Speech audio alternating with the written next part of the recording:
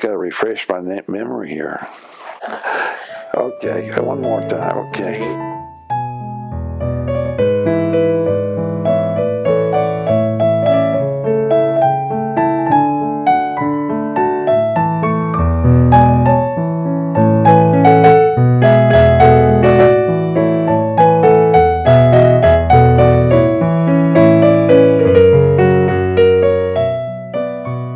Hi, I'm Cleo Robinson, the author of Trails to and Tales of Sanderson, Texas. Welcome to my house, welcome to Omaha, Nebraska, and we're here to discuss my book and find out a little bit what I'm all about. Well, I was born in a small town in Missouri called Ionia. Very small town. You'd have a hard time finding it on the map now. I was one of 3 kids. I had 2 older sisters. When I was born, they wanted me to be sent back and traded in for another girl because they figured boys were nothing but trouble. My dad was a carpenter. My mom was a housekeeper. She did some retail sales and ladies' wear. Shortly after I was born, we moved to Springfield, Missouri. That's where I went to school through college. And after college, I went into the Army, spent 14 plus years in the Army, and then I went into government employment and finished up with about 40-some years of military and government employees. I got married to a lady called Diane Hare, now Carol Diane Robinson, and we have 1 daughter, Courtney. I have 2 grandkids. Diane's a retired school teacher. She retired about the same year I did, in fact, just a few months later in 2006 or 2004. And she enjoyed teaching, and she taught here in Omaha in the Millard school system. And now we're retired. We do a little bit of traveling, not as much as we'd like. We take care of grandkids, and that's our life, basically. She is a great cook. Thanksgiving at our house is special. I mean, the turkey, the cornbread, dressing, pumpkin pie, cranberry sauce, mashed potatoes, the whole 9 yards. And she insists of every year she's going to cook it.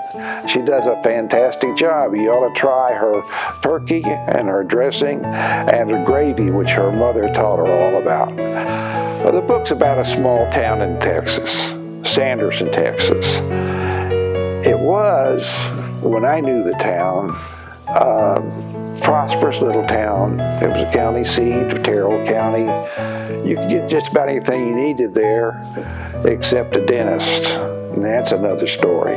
But they had no hospital. You had to go about 60 miles down the road, or up the road, I should say, up to Fort Stockton for a hospital and some doctoring. There were a couple of osteopathic doctors, but no dentist in Sanderson, because Sanderson's water was naturally fluoridated, and there was no business for the dentist. So in Sanderson there was a hotel, and it was called the Terrell Hotel, and it had a cafe. The post office was located in it, a small grocery store, and of course a hotel. And people congregated there. If you were coming into town, you'd stop at the cafe and have a cup of coffee, talk with friends, and exchange stories and lies and information. So it was just a wealth of stories being passed back and forth, and people were having adventures that we heard about, and that's what got me going. Over the years, I've collected a lot of stories, had a few experiences, did things, and I just wanted to put them down on paper so they weren't lost forever. And Sanderson was the perfect spot to set this thing up. Some of the stories I actually witnessed, was involved in Texas. Some of them were secondhand. Some were told to me by my father over the years. He always had a bunch of stories to tell me, and he repeated them often. I should have taken notes, but I didn't. I was still employed at the time. And during the day, I found that I had some downtime. And I get to thinking about this, my past and what I got to do and people I've met. And there was a computer right in front of me, and I started writing down a few thoughts and some stories. And it just kind of grew. And suddenly I had a book going. And I just went with it from there. I think my favorite parts of this book involved Will Wilson, the owner of the R Ranch. He's based on a real person, and his adventures are real. He had an interesting experience with a mountain lion that caused his horse to rear up, and he came down very hard on the saddle and ended up in the doctor's office pretty badly bruised in a rather tender area of his anatomy.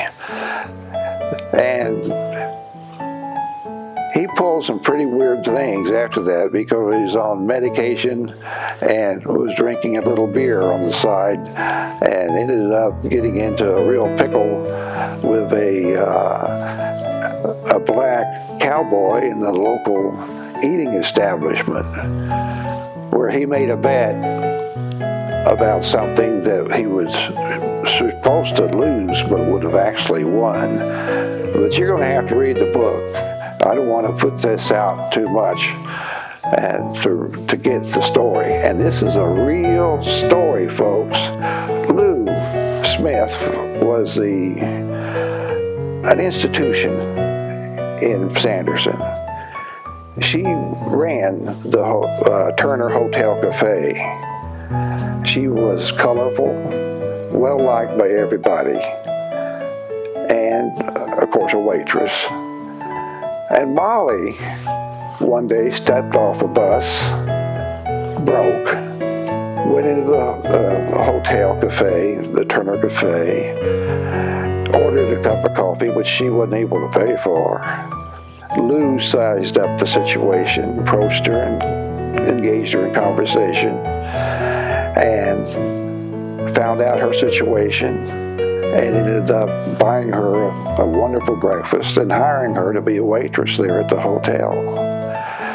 The hotel had a spare room that Molly could stay in, and Lou hired her as a waitress. The coffee break chapters are basically just bringing my characters in to the Turner Cafe and them exchanging conversations, stories, and lies. Just a way of getting him back into the one location and talk. This is a true story. One of the border patrolmen who frequented the Turner Cafe was able to drain a coffee cup before most people could touch theirs. And he was always complaining about the coffee being too cold. So they pulled a trick on him, which you can read about in the book. But he could drink a cup of coffee before anyone even thought about drinking it. The Doorknob is a story about one of the border patrolmen who made a habit when he was getting dressed in the morning, before he loaded his pistol, he would quick draw practice on the doorknob of the bathroom. He got a telephone call, broke his chain of concentration, and he had already loaded his pistol when he decided to take one more fast draw off the doorknob. He did, blew the doorknob to hell and back, so he had to replace the thing. In the book, his mother-in-law happened to be in the bathroom at the time. She was not injured, but it made her feel like it was time to go back home. Well, as we were talking about Molly a while, she and Greg got acquainted. They were both new in town. Greg was a border patrolman. They ended up getting married. The wedding took place in the Turner Hotel Cafe, and it was a big blast. It was a good wedding. Everybody in town came, and you wouldn't want to get near the punch bowl with a cigarette or you'd probably blow up the place because everybody had spiked it. But after a rather tumultuous romance, they had a wedding. Writing for me is more of a hobby than anything else. Just to feel like I would like to get some things down on paper forever. If I sat down and just said, I'm going to write the book, 2-3 months, but it took much longer because some days I would write nothing, other days I might write several hours. So 2 or 3 months if I wanted to really do a book. Setting out a particular time that I'm going to do it is my biggest challenge of writing a book. Setting aside the time. Otherwise, not a big deal. If I was to rewrite the book, I'd probably leave it just about the way it is. I might change it a word here and there, try to get a better word. But no, I think I'd leave it alone because I beat myself to death trying to get it out the first time. I don't have much of a writer's block problem. Usually if I come to a part where I just don't know quite what to do next, I'll take a break, go for a walk, think about it, and I usually come up with a solution and get started again. I don't have one. I just write when I feel like it, stop when I need to, and I have no style. I'm completely independent of the style, I guess. I'm not real passionate about writing, but I enjoy writing. Often when I'm writing my friends' emails, I'll find myself writing a story to them. Now, maybe getting kind of infamous about that, but yeah, I enjoy writing, but I don't live to write. If I had one thing I could change in my life, would have been my college major. I picked history to be a history teacher. That was a big mistake. I should have picked something I was more interested in, such as art. That was a mistake, picking history over art. I could have changed, but I didn't. That's the biggest mistake I think I've ever made in my life. I feel like I've accomplished some of what I've set out to do. It wasn't always a direct line. I'm a Cancer child, a moon child. And you know, Crab goes this way, and goes that way, and he goes this way, but eventually gets to his goal. That's sort of the way my life has been. Not always a direct line, but eventually I've gotten to where I want to be.